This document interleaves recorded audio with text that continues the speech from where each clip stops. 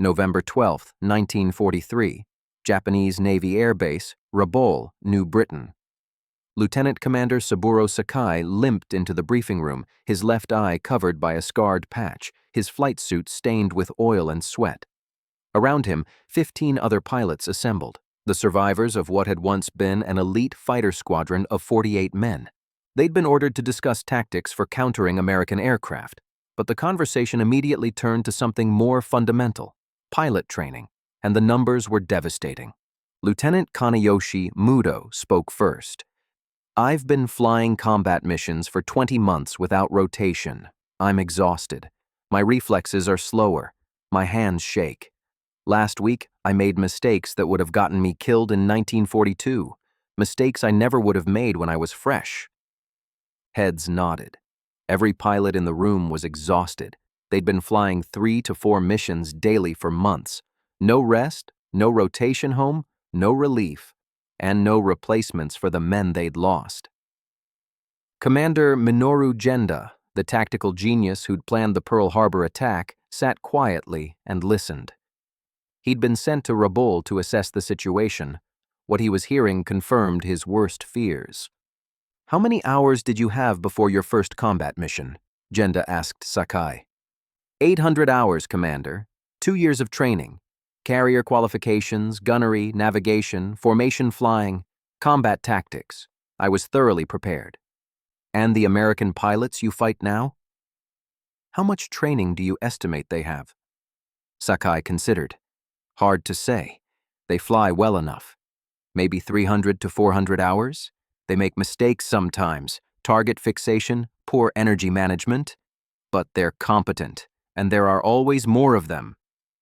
Genda pulled out a document, Intelligence Assessments of American Pilot Training. The numbers were staggering.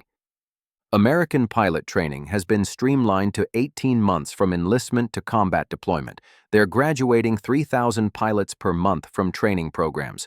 Per month, gentlemen. We're producing perhaps 100 pilots per month, and our training has been cut to 1 year due to fuel shortages." The room absorbed this. 3,000 American pilots per month. 100 Japanese pilots per month. The mathematics were apocalyptic. But it got worse. "Our pilots fly until they die or become physically unable to continue," Genda continued. "The Americans rotate their pilots. Combat tours of 6 to 12 months. Then they return home to train new pilots or rest before returning to combat. Their pilots stay fresh. Ours become exhausted and make fatal mistakes." Lieutenant Muto interrupted. "Commander, with respect, that's because we don't have replacement pilots. If we had fresh pilots, we'd rotate too. We don't have that luxury." "Correct. And why don't we have replacement pilots?" Silence. Everyone knew the answer. Japan had started the war with approximately 3,500 elite carrier-qualified pilots. These men had trained for years, accumulated hundreds of hours, and were arguably the best carrier pilots in the world in December 1941. By November 1943, roughly 2,400 of them were dead. Killed at Coral Sea, Midway, Eastern Solomons, Santa Cruz, and in the grinding attrition of daily combat operations. The survivors, like the 15 men in this room, were being worked to death. They flew multiple missions daily because there was nobody else to fly them. They couldn't be rotated home because their squadrons would cease to function without them. And the replacement pilots arriving from training programs weren't ready. They had minimal flight hours, inadequate gunnery training, and often died in their first combat missions. Lieutenant Toshio Ota, one of the youngest pilots present, spoke up. "Commander, I completed training in 8 months.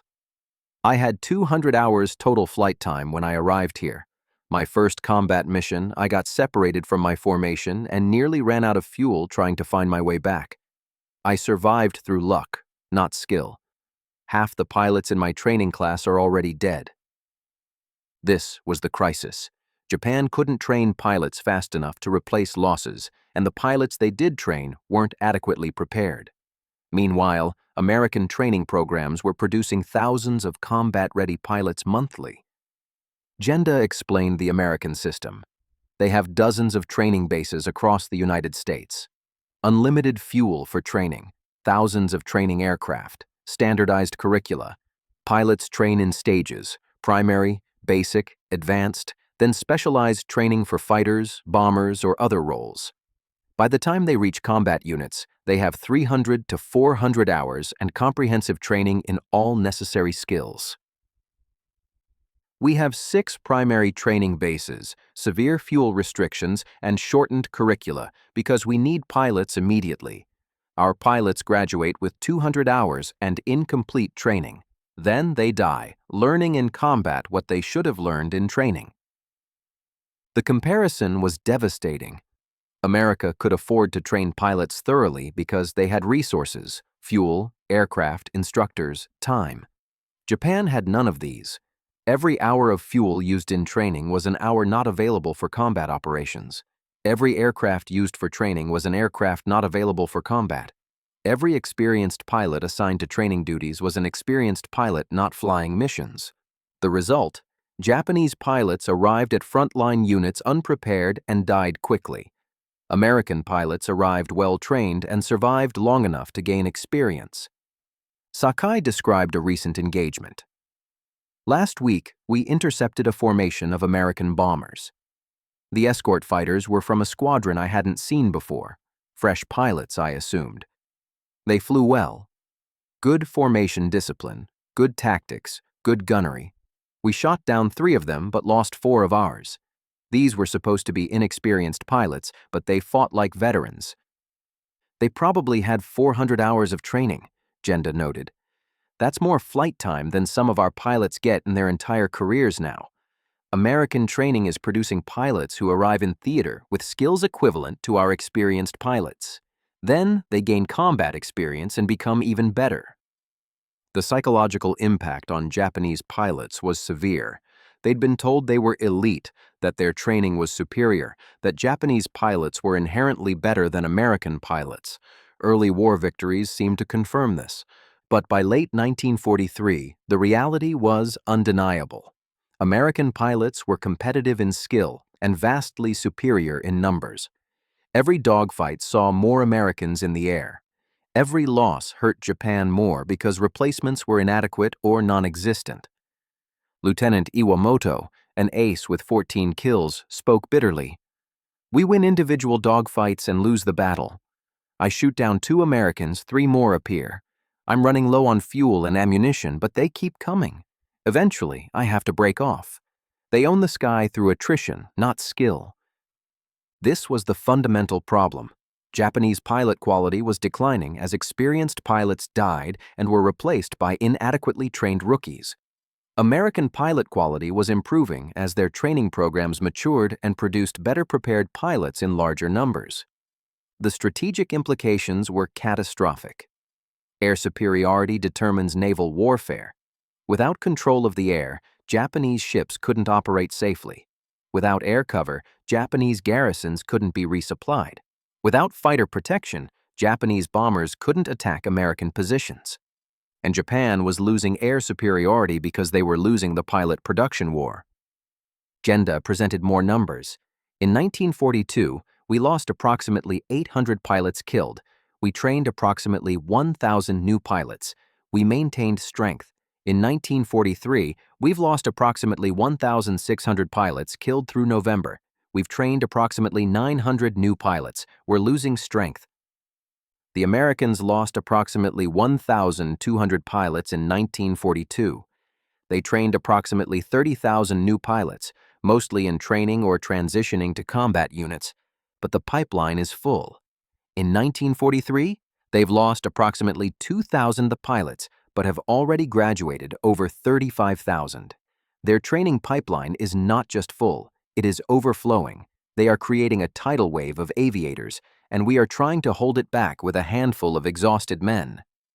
The problem begins before they even enter an aircraft, Genda continued, pulling another sheet from his file.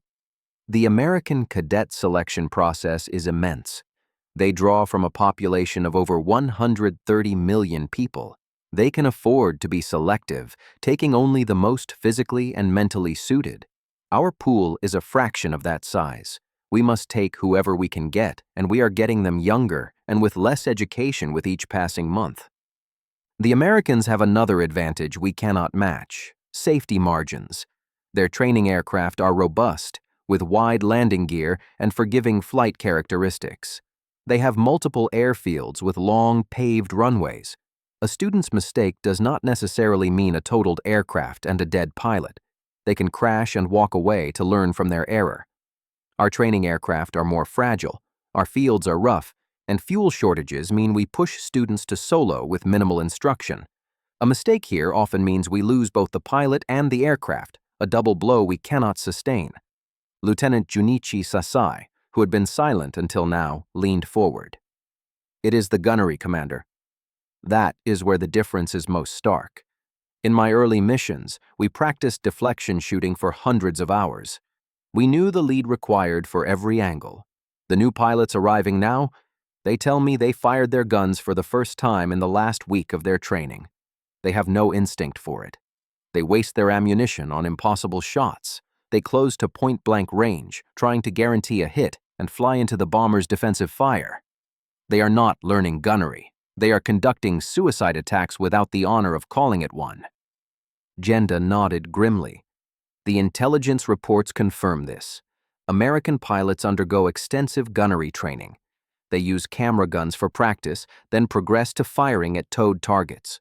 They learn to conserve ammunition and to recognize effective firing range. It is a systematic process. Our new pilots are lucky to have fired a few dozen practice rounds before they are sent to engage the enemy.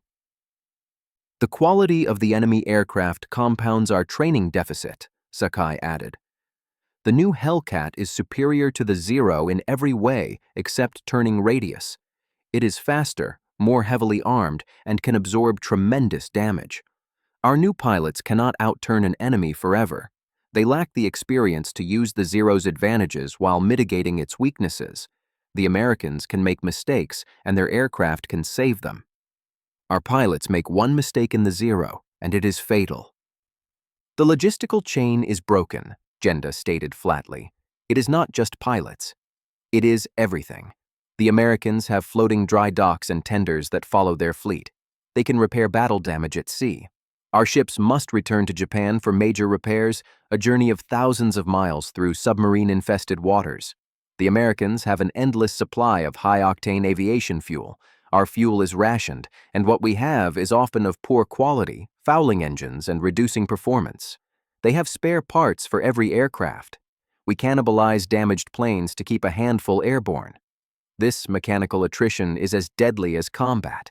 We lose planes and pilots to engine failures and landing accidents that the Americans would simply shrug off. Lieutenant Muto spoke again, his voice hollow. So, we are not just being outproduced in pilots? We are being outproduced in everything. In fuel, in steel, in food, in medicine.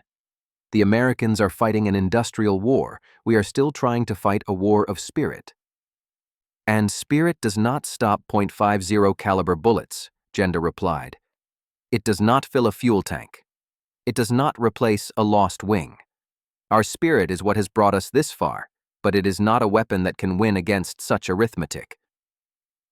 The home islands do not understand, Iwamoto said, a note of despair creeping into his voice. They read of our victories and believe the war continues as it did in 1942. They do not see this slow bleeding to death. They do not see the empty chairs in this room. The strategic situation is irreversible, Jenda said, lowering his voice. Every pilot we lose today is irreplaceable. Every sortie we fly consumes fuel that cannot be replaced. Every day the American noose tightens. Their strategy is clear. They will not engage in a decisive battle. They will simply grind us down, base by base, pilot by pilot, ship by ship. They are bypassing our strongholds, leaving them to wither. Rabaul is already effectively cut off. We are holding a position that the enemy has already decided is irrelevant. The room fell into a deep silence. The truth was now laid bare. It was not a matter of tactics or courage. It was a matter of factories, oil fields, and training fields thousands of miles away. The war had been lost before these men had even stepped into their cockpits that morning.